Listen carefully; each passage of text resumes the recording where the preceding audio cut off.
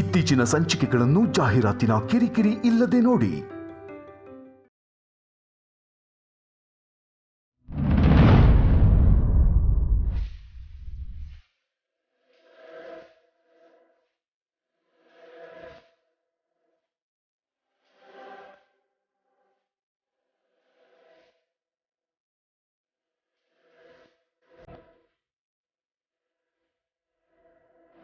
Sir,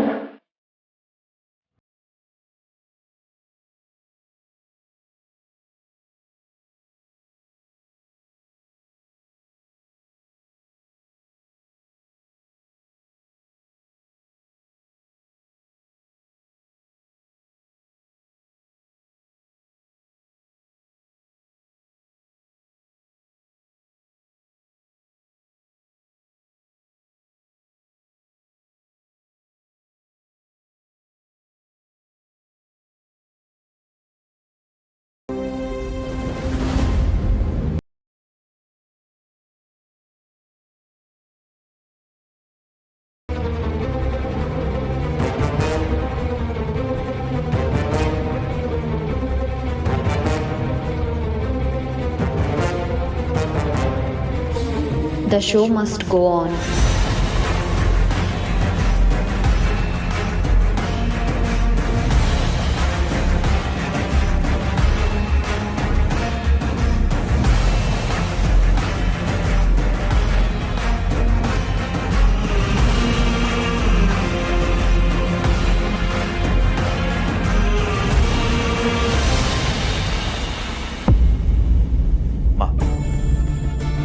ಅಪ್ಪ ಆದವನು ತನ್ನ ಮಗಳಲ್ಲಿ ಅಮ್ಮನನ್ನು ನೋಡ್ತಾನೆ. ದೇವರು ಕೊಟ್ಟು ವರ ಅಂತ ಕಣ್ಣಲ್ಲಿ ಕಣ್ಣಿಟ್ಟು ಕಾಪಾಡ್ತಾನೆ. ನಾನು ಕೂಡ ಅದೇ ಆಸೆ ಇಟ್ಕೊಂಡೆ ನನ್ನ ಮಗಳನ್ನ ನೋಡಿಕೊಂಡೆ. ಅವಳಿಗೆ ಐಷಾರಾಮಿ ಬದುಕು ಕೊಡೋದಕ್ಕಾಗದೇ ಇರೋ ಬಡವ ನಾನು. ಆದರೆ ಪ್ರೀತಿನಲ್ಲಿ ನಾನು ಯಾವತ್ತೂ ಕೊರತೆ ಮಾಡಿಲ್ಲ. ನನ್ನ ಮಗಳು ಅಷ್ಟೇ, ಇಂಥದ್ದೇ ಬೇಕು ಅದೇ ಬೇಕು ಅಂತ ಯಾವತ್ತೂ ಹಠ ಮಾಡಿದವಳಲ್ಲ. ಅವಳು ನಿಜವಾಗ್ಲೂ ನನಗೆ ದೇವರು ಕೊಟ್ಟ ಮಗಳು. ಸುಮ್ಮನೆ ಸುಬ್ಬು.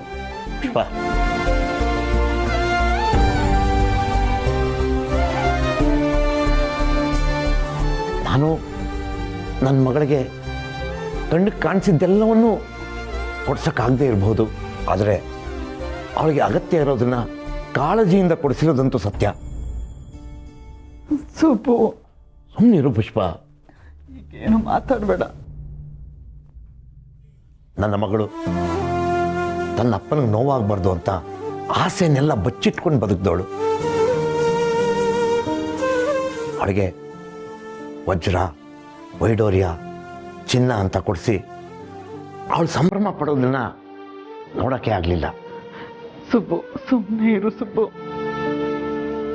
ನಿಜ, ಅವಳಿಗೆ ತಂದುಕೊಟ್ಟ ಸಣ್ಣ ಪುಟ್ಟ ಪೆಪ್ಪರ್ಮೆಂಟಲ್ಲಿ ಅವಳು ಪಡ್ತಿದ್ದ ಖುಷಿನ ಕಣ್ಣಲ್ಲಿ ತುಂಬಿಕೊಂಡಿದ್ದೀನಿ.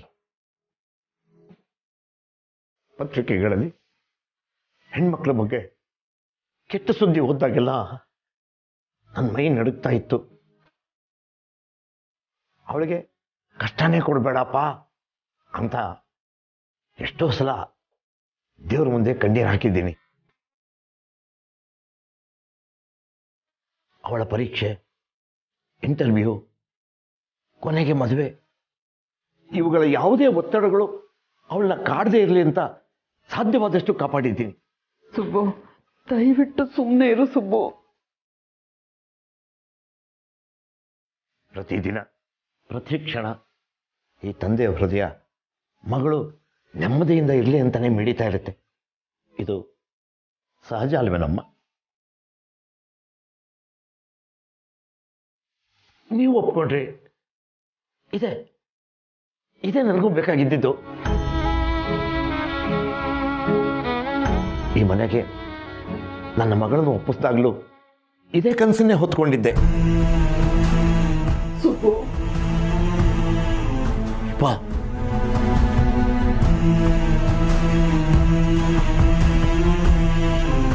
ಆದರೆ ನಾನು ಬಯಸಿದ್ದು ಯಾವುದು ಈ ಮನೆಯಲ್ಲಿ ನನಗೆ ಮಗಳಿಗೆ ಸಿಗ್ತಾ ಇಲ್ಲ ಅಂತ ನನಗೆ ನಿಧಾನಕ್ಕೆ ಅರ್ಥ ಆಯ್ತಾ ಬಂತು.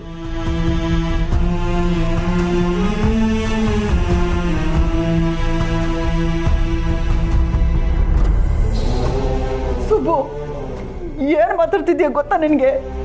ಹುಚ್ಚುಚ್ಚನ್ ಥರ ಬಾಯಿಗೆ ಬಂದಿದ್ದೆಲ್ಲ ಮಾತಾಡ್ತಿದ್ಯಲ್ಲ. ಸ್ವಲ್ಪ ಸುಮ್ಮನೆ ಇರು ಅಮ್ಮ. ಸುಬ್ಬು ಬೇಜಾರಲ್ಲಿ ಏನೇನೋ ಮಾತಾಡ್ತಿದ್ದಾರೆ, ದಯವಿಟ್ಟು ನೀವು ಬೇಜಾರು ಮಾಡ್ಕೋಬೇಡಿ. ಯಾಕೆ ಸುಮ್ಮನೆ ಇರಬೇಕು? ನಾನು ಯಾಕೆ ಸುಮ್ಮನೆ ಇರಬೇಕು? ಈಗಲ್ತೆ ಇನ್ನು ಯಾವಾಗ ನಾನು ಅಪ್ಪನಾಗಿ ಮಾತಾಡೋದು?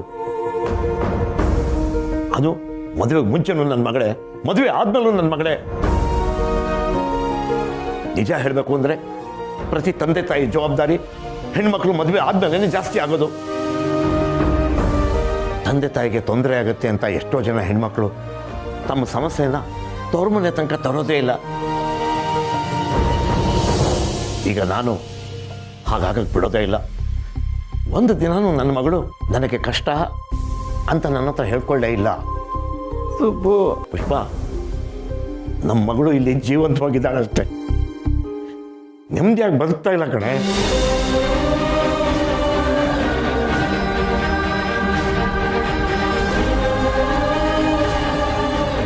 ನಾನು ಅವಳ ಅಪ್ಪನಾಗಿ ಅವಳಿಗೆ ಒಳ್ಳೆ ಬದುಕನ್ನು ಬಯಸುತ್ತಪ್ಪ.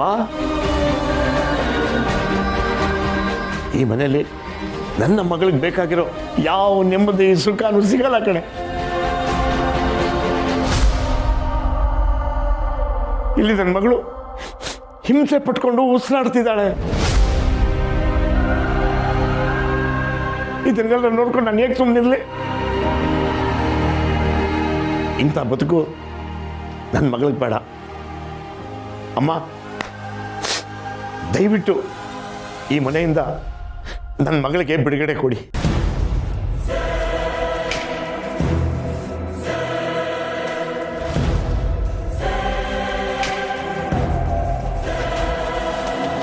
ನನ್ನ ಮಗಳಿಗೆ ಅಳಿಯಂದ್ರಿಂದ ಡೈವರ್ಸ್ ಕೊಡಿಸಿ.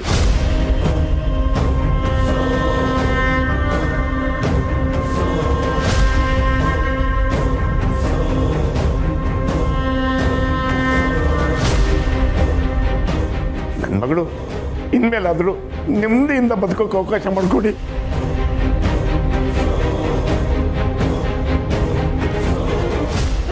ಬಿಡ್ತು ಅನ್ನೋ ಸುಬ್ಬು. ಇಂಥ ಒಳ್ಳೆ ಮನೆಗೆ ನನ್ನ ಮಗಳು ಸೊಸೆಯಾಗಿ ಬಂದಿರೋದು ನಮ್ಮ ಭಾಗ್ಯ. ನನಗಿಂತ ಶಾರದಮ್ಮ ಅವನನ್ನ ಚೆನ್ನಾಗಿ ನೋಡ್ಕೋತಾರೆ ಅಂತ ನೀನೇ ಹೇಳ್ತಿದ್ದಲ್ಲ ಸುಬ್ಬು. ಏನಾಗಿದೆ ನಿನಗೀಗ?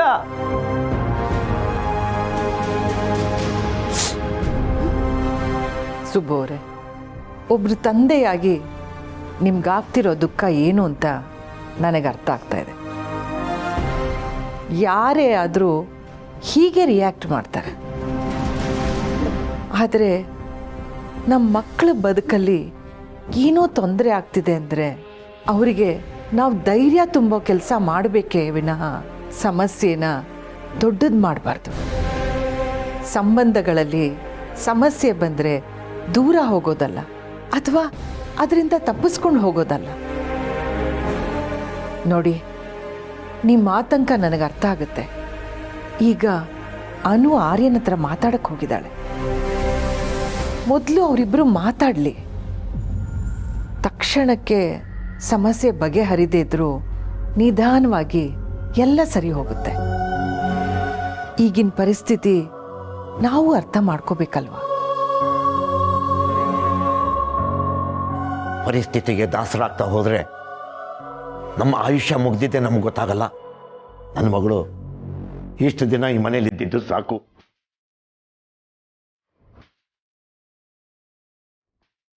ನಾಳೆ ಬೆಳಗ್ಗೆ ಆಗ್ತಿದ್ದ ಹಾಗೆ ನನ್ನ ಮಗಳನ್ನ ಕರ್ಕೊಂಡು ನಾನು ನನ್ನ ಮನೆಗೆ ಹೋಗ್ತೀನಿ. ಇಡೀ ಜಗತ್ತು ನನ್ನನ್ನು ನೋಡಿ ಆಡ್ಕೊಂಡ್ರು ಪರವಾಗಿಲ್ಲ, ನಾನು ನನ್ನ ಮಗಳನ್ನ ಕರ್ಕೊಂಡೇ ಹೋಗ್ತೀನಿ.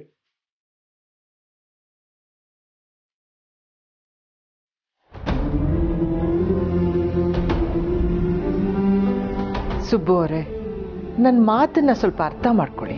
ಇದು ಈ ಅಪ್ಪನ ನಿರ್ಧಾರ. ನನ್ನ ಮಗಳ ವಿಷಯದಲ್ಲಿ ನಾನು ಯಾರ ಮಾತನ್ನು ಕೇಳೋದಿಲ್ಲ.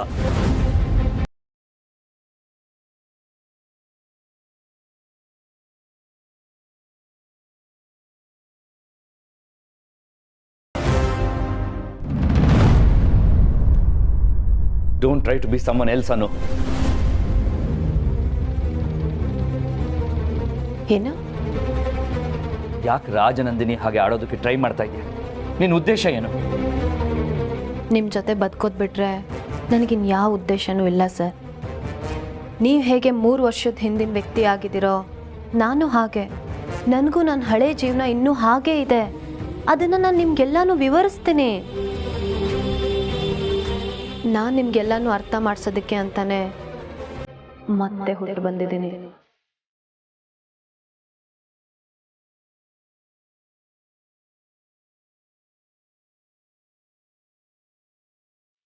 ನಾವಿಬ್ರು ಜೊತೆಗಿದ್ದಷ್ಟು ಕಾಲ ಒಬ್ರನ್ನೊಬ್ರು ಅರ್ಥನೇ ಮಾಡ್ಕೊಂಡಿಲ್ಲ.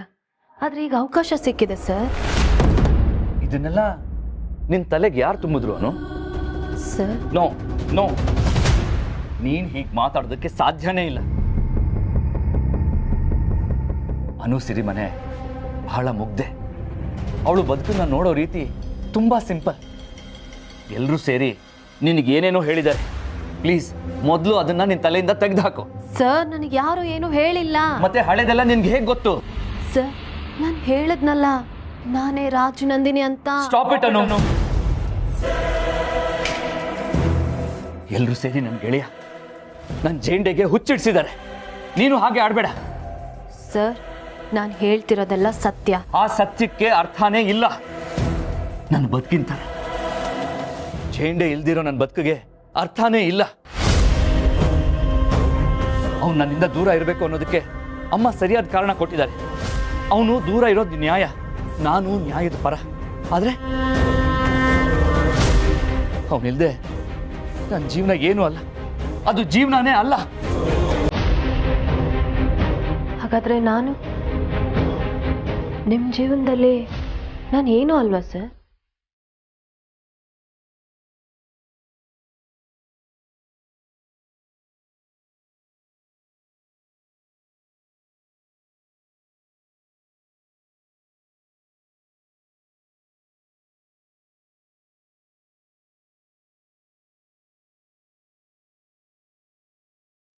ನಮ್ಮ ಮದುವೆ ಸರ್ಟಿಫಿಕೇಟ್.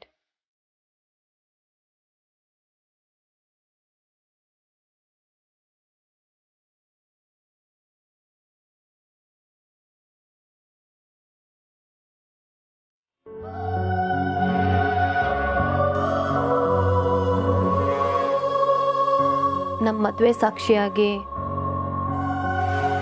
ನನ್ನ ಕೊರಳಲ್ಲಿ ಕರಿಮಣಿ ಇರಬೇಕು ಅನ್ನೋ ಹಾಗೆ ನಿಮ್ಮ ಜೊತೆಗೂ ಸದಾ ಏನಾದರೂ ಇರಬೇಕು ಅಂತ ಹೇಳಿದ್ರಿ. ನಾವು ಕರಿಮಣಿ ತಗೊಳಕ್ ಹೋದಾಗಲೇ ಇದನ್ನ ತಗೊಂಡಿದ್ದು. ಇದು ನಿಮ್ಮದು ಸರ್. ನಮ್ಮ ಮದುವೆಯಲ್ಲಿ ನಾನು ನಿಮಗೆ ಕೊಟ್ಟಿದ್ದು. ನೋ ನೋ, ನನ್ನ ಗೆಳೆಯ ನನ್ನ ಜೇಂಡೆನ ನನ್ನಿಂದ ದೂರ ಮಾಡೋದಕ್ಕೆ ಇಲ್ಲಿ ಏನೇನೋ ನಡೆದಿದೆ. ಅದನ್ನೆಲ್ಲ ಸರಿಯಾಗಿ ತಿಳ್ಕೊಳ್ಳೋವರೆಗೂ ನನಗಿಲ್ಲಿ ನೆಮ್ಮದಿಯಾಗಿ ಮಲ್ಗೋದಕ್ಕೆ ಸಾಧ್ಯನೇ ಇಲ್ಲ. ನೀನು ಮಲ್ಕೋ sir. Please please leave me alone.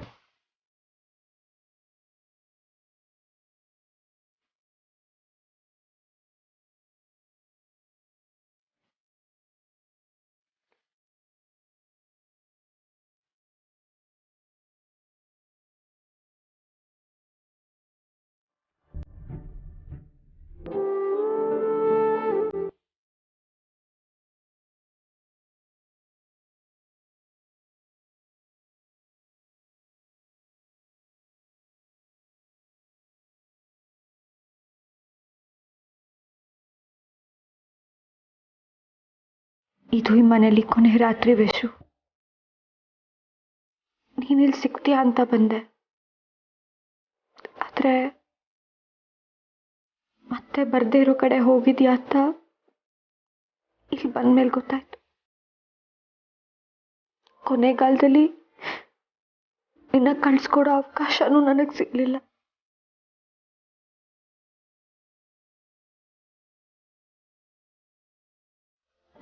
ಕೊಟ್ಟಂಥ ಮಾತನ್ನೆಲ್ಲ ಮೀರಿ ನನ್ನ ಬಿಟ್ಟು ಹೊಟ್ಟೋದೆ.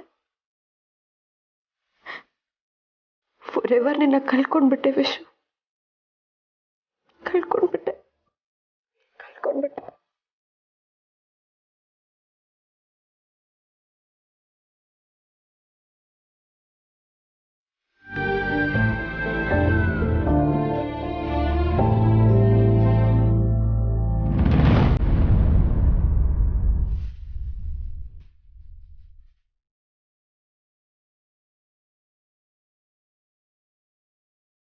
ವಿಶು, ಸಾರಿ, ಐ ಆಮ್ ವೆರಿ ಸಾರಿ. ನೀವು ಇಲ್ಲಿದ್ದೀರಾ ಅಂತ ನನಗೆ ಹೊಳಿಲಿಲ್ಲ. ಪ್ಲೀಸ್ ನೀವು ರೆಸ್ಟ್ ತಗೊಳ್ಳಿ.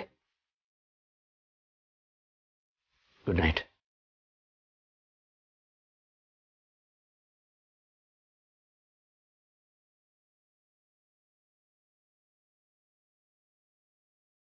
ಒಂದು ಕ್ಷಣ ನೀನೇ ಬಂದ್ಬಿಟ್ಟೇನೋ ಅಂತ ಅನಿಸ್ತು ವಿಶು. ಆರ್ಯವರ್ಧನ್ ಅವ್ರನ್ನ ನೋಡಿದಾಗೆಲ್ಲ ನಿನ್ನನ್ನು ಬಿಟ್ಟು ಹೋಗೇ ಇಲ್ಲ ಅಂತ ಅನ್ಸುತ್ತೆ.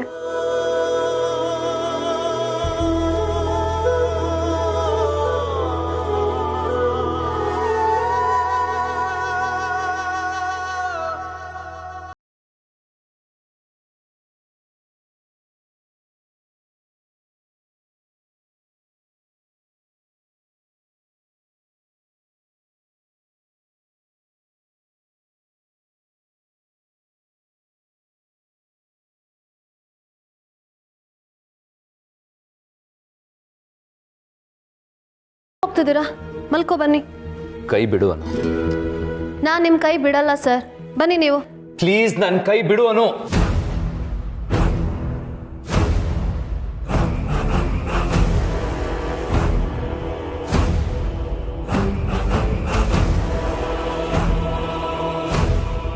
ಸರ್, ನಿಮ್ಮ ಕೈ ಹಿಡ್ಕೊಳ್ಳೋ ಎಲ್ಲ ಅಧಿಕಾರನೂ ನನಗಿದೆ. ಯಾಕೆ ಅಂದರೆ ನಾನು ನಿಮ್ಮ ಹೆಂಡತಿ. ಆದರೆ ನೀವು ನನ್ನ ಜೊತೆ ಇರೋದಕ್ಕೆ ಯಾಕೆ ಇಷ್ಟೊಂದು ಕಷ್ಟಪಡ್ತಿದ್ದೀರಾ? ಅದು ಅಲ್ಲದೆ ನಾನು ನಿಮ್ಮ... ಸಾಕು ಅನು, ಸ್ಟಾಪ್ ಇಟ್. ನೀನು ಹೇಳ್ತಾ ಇರೋದೆಲ್ಲ ಸತ್ಯನೇ ಇರಬಹುದು, ಆದರೆ ನನಗೆ ನಾವಿಬ್ರು ಮದುವೆ ಆಗಿದ್ದಾಗಲಿ, ನಾನು ನಿನ್ನ ಜೊತೆ ಟೈಮ್ ಸ್ಪೆಂಡ್ ಮಾಡಿದ್ದಾಗಲಿ ಒಂದೇ ಒಂದು ನಿಮಿಷನೂ ನೆನಪಿಲ್ಲ. ಅದು ಅಲ್ಲದೆ ನೀನು ನನಗೆ ಜ್ಞಾಪಿಸೋಕೆ ಟ್ರೈ ಮಾಡ್ತಾ ಇರೋ ಯಾವ ವಿಷಯಗಳನ್ನು ನಾನು ಅನುಭವಿಸಿದ್ದೀನಿ ಅಂತ ನನಗೆ ಫೀಲ್ ಆಗ್ತಿಲ್ಲ. ಅದಕ್ಕೆ ನನಗೆ ನೀನು ಅನ್ಕೊಂಡ ಹಾಗೆ ರಿಯಾಕ್ಟ್ ಮಾಡಕ್ ಆಗಲ್ಲ. ನಿನಗೆ ಬೇಜಾರಾಗಬಾರ್ದು ಅಂತ ನನ್ಗೆ ಹಾಗೆ ಆಕ್ಟ್ ಮಾಡೋಕ್ಕೂ ಆಗಲ್ಲ. ನಿನಗಿದು ಅರ್ಥ ಆಗಿದೆ ಅಂತ ಅನ್ಕೊಂಡಿದ್ದೀನಿ. ಪ್ಲೀಸ್ ಅನು, ನನಗೀಗ ಮಾತಾಡೋ ಮನಸ್ಸಿಲ್ಲ. ಹೋಗು ಹೋಗು.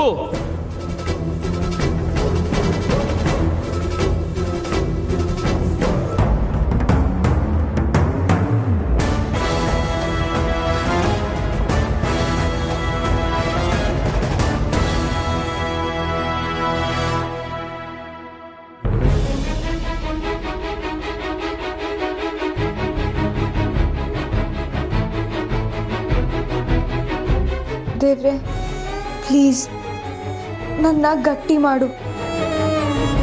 ಇವರು ನನ್ನ ವಿಶು ಅಲ್ಲ ಅಂತ ನನ್ನ ಮನಸ್ಸಿಗೆ ಗೊತ್ತಾಗೋ ಹಾಗೆ ಮಾಡು. ನೀನು ನನಗೆಲ್ಲ ಖುಷಿನೂ ಕಿತ್ಕೊಂಡು ಹೀಗಾದರೂ ಸಮಾಧಾನ ಮಾಡ್ಕೊ ಅಂತ ವಿಶು ಇಲ್ಲದೆ ಇದ್ರು ಕಣ್ಮುಂದೆನೇ ಅವನ ರೂಪ ಇರೋ ಹಾಗೆ ಮಾಡಿದ್ಯಾ?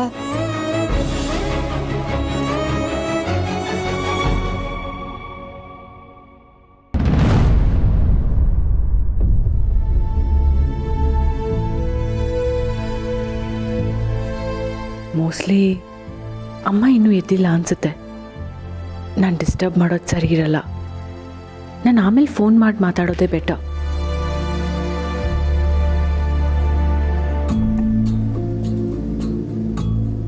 ಮೀರಾ, ಗುಡ್ ಮಾರ್ನಿಂಗ್ ಅಮ್ಮ. Good morning Meera. ಏನಾದರೂ ಮಾತಾಡೋದಿತ್ತಾ? ಯಾಕೆ ಬಂದು ವಾಪಸ್ ಹೋಗ್ತಾ ಇದೆಯಾ? ಅಮ್ಮ, ನೀವಿನ್ನೂ ಎದ್ದಿಲ್ವೇನೋ ಅಂತ ಅಂದ್ಕೊಂಡು ಹಾಗೆ ಹೋಗ್ತಾ ಇದ್ದೆ ಅಷ್ಟೆ. ನಾನು ನೆನ್ನೆನೇ ವಾಪಸ್ ಮನೆಗೆ ಹೋಗಬೇಕಿತ್ತು ಅಮ್ಮ.